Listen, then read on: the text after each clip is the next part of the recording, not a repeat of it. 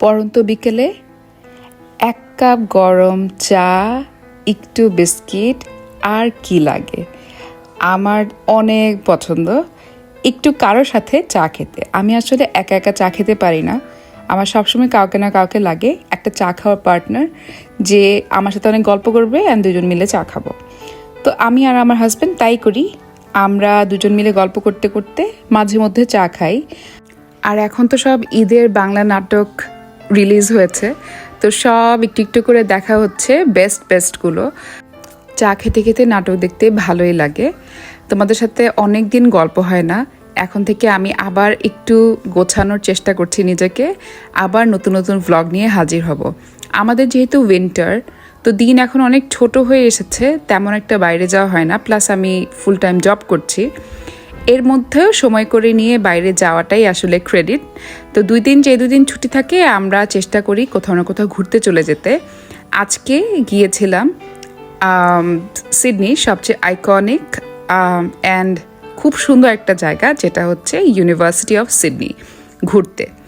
এটা বলবো আমি আমাদের দেশীয় ঢাকা ইউনিভার্সিটির মতন অনেক বড় একটা জায়গা নিয়ে করা, কিন্তু অদ্ভুত সুন্দর করে করেছে যে তোমার ওখানটায় গেলে এমনিতেই মন ভালো হয়ে যাবে।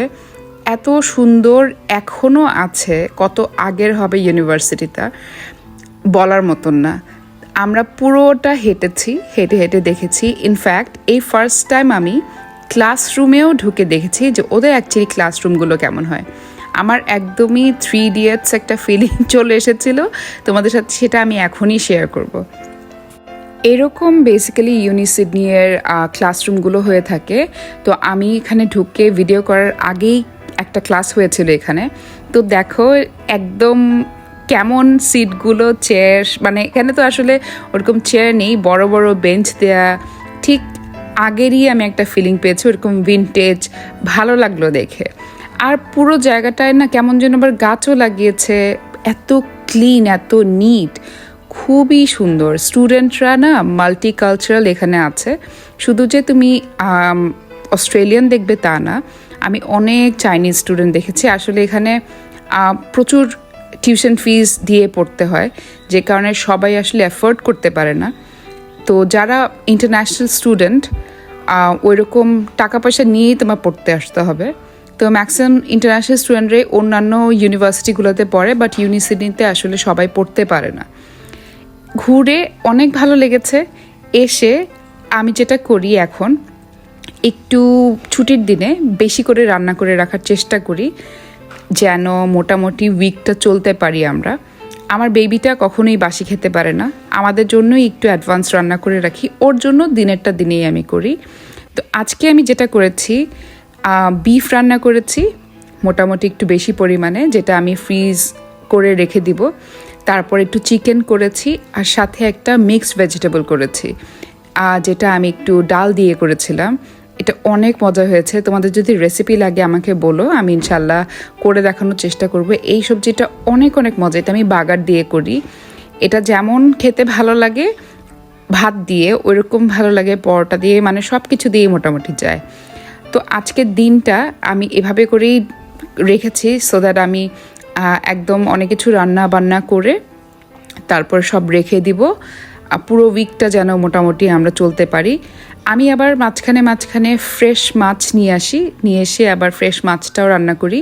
মাছ রান্না করতে তো এত টাইম লাগে না, চিকেন বা বিফ করতে একটু বেশি টাইম লাগে, যে কারণে আমি এটা একটু অ্যাডভান্স করে রাখি, সো দ্যাট উইকডেতে এত ঝামেলা না হয়। কাজ করে এসে আসলে এরকম রান্না করতে ইচ্ছা করে না।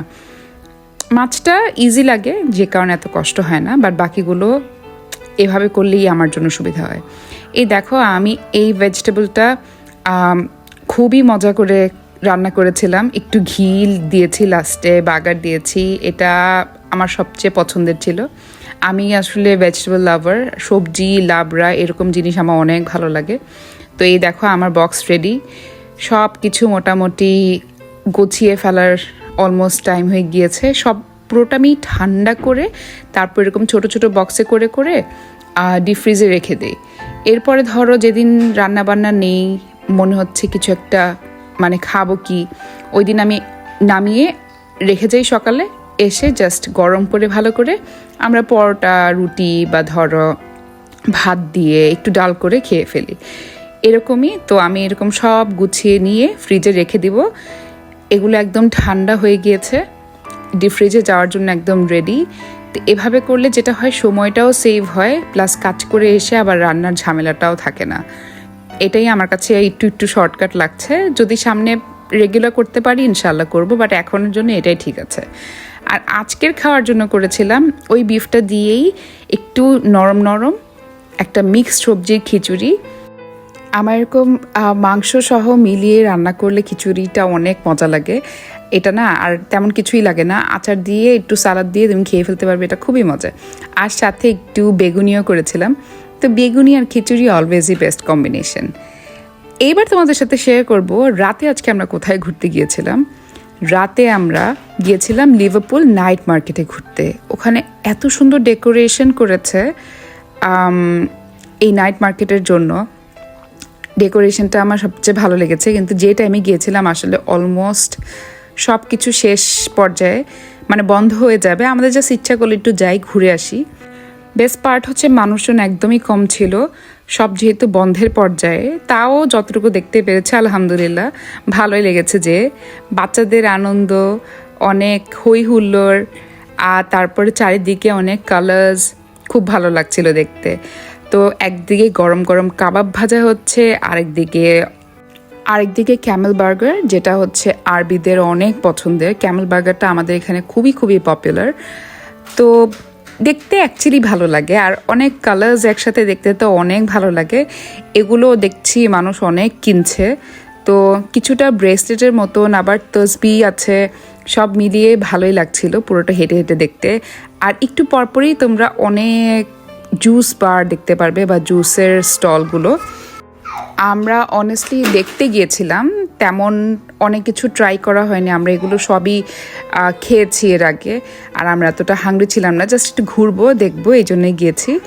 আমরা তাও একটা দুটো জিনিস খেয়েছিলাম, আমাদের ভাই ছিল সাথে। সব মিলিয়ে ওভারঅল মোটামুটি লেগেছে। এত খাওয়ার জন্য এমন আহামরি কিছু নেই, কিন্তু ওই ভাইবটাই ভালো লাগে, ফেস্টিভ একটা মুড, সবাই খুব খুশি। আমরা এই গোজলাম এটা খেয়েছিলাম, এটা মোটামুটি ছিল। প্রপার রেস্টুরেন্টগুলো আরও বেশি মজা।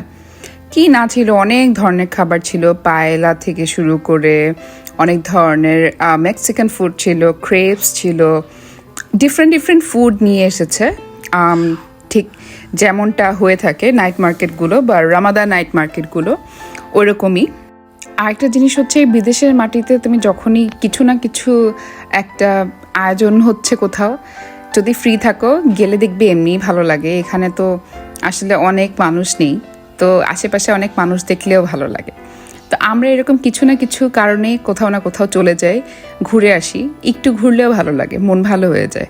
সবসময় বাসায় থাকতে আসলে আমাদের ভালো লাগে না, আমরা দুজন মনে হয় এই টাইপেরই, আমরা একটু ঘুরতে পছন্দ করি। আর এত সুন্দর ডেকোরেশন, সব কিছু মিলিয়ে ওভারঅল খুব ভালো লাগলো। আর অনেক বিজি থাকলে কষ্ট হয়ে যায়, কিন্তু যেহেতু এত বিজি ছিল না, তো আমাদের বেবিকে নিয়েও ঘুরে আমরা খুব শান্তি পেয়েছিলাম। আর মানুষের যে লাইন ছিল এই খাওয়াটা খাওয়ার জন্য, ও মাই গড, জাস্ট দেখছিলাম। তো আলহামদুলিল্লাহ আরেকটা দিনও খুব সুন্দর কাটালাম। আবার নেক্সট ব্লগে অনেক অনেক গল্প হবে কিন্তু।